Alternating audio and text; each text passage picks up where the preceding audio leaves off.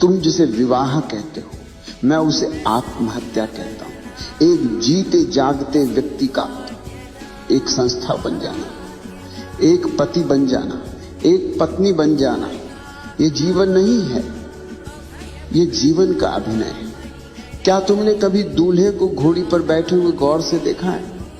वो सोचता है कि वो राजा है, वो सोचता है कि उसने कोई किला जीत लिया है, मगर उसे खबर नहीं, उसे रत्ती भर भी खबर नहीं कि वो अपनी ही आजादी की शव यात्रा में जा रहा है। वो बाजे गाजे, वो शोर शराबा, वो रोशनी, ये सब तुम्हें धोखे में रखने के लिए है, ये सब तुम्हें बेहोश करने का उपाय है, ताकि तुम्हें पता न चले कि तुम एक खुली जेल में प्रवेश कर रहे हो। जरा अपने चारों तरफ देखो, जिन लोगों की शादियां हो चुकी हैं, क्या उनके चेहरों पर तुम्हें कोई आनंद दिखाई देता है? क्या उनकी आंखों में तुम्हें वो चमक दिखाई देती है जो किसी प्रेमी की आंखों में होती? नहीं, वहां सिर्फ थकान है, एक ऊब है, एक बासीपन है। वे एक दूसरे को प्रेम नहीं कर रहे, वे एक दूसरे को ढो रहे हैं, जैसे कोई पुरानी लाश को कंधे पर लाद कर चल रहा हो।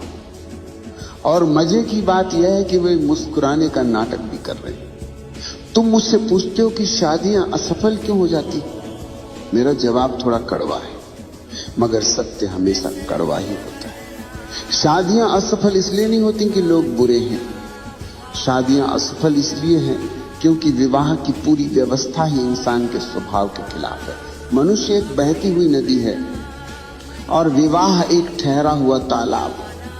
नदी बहती रहे तो साफ रहती, ताजा रहती, रुक जाए तो सड़ जाती है, उसमें कीड़े पड़ जाते हैं, बदबू आने लगती है।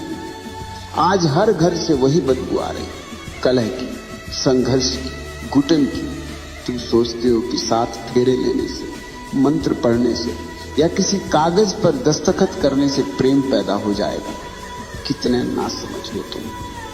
प्रेम कोई व्यापार नहीं है, प्रेम कोई समझौता नहीं है, मगर तुम्हारा विवाह 100% समझौता है। तुम प्रेम के कारण विवाह नहीं करते, तुम डर के कारण विवाह करते हो। तुम्हें डर है अकेलेपन का, तुम्हें डर है बुढ़ापे का, तुम्हें डर है समाज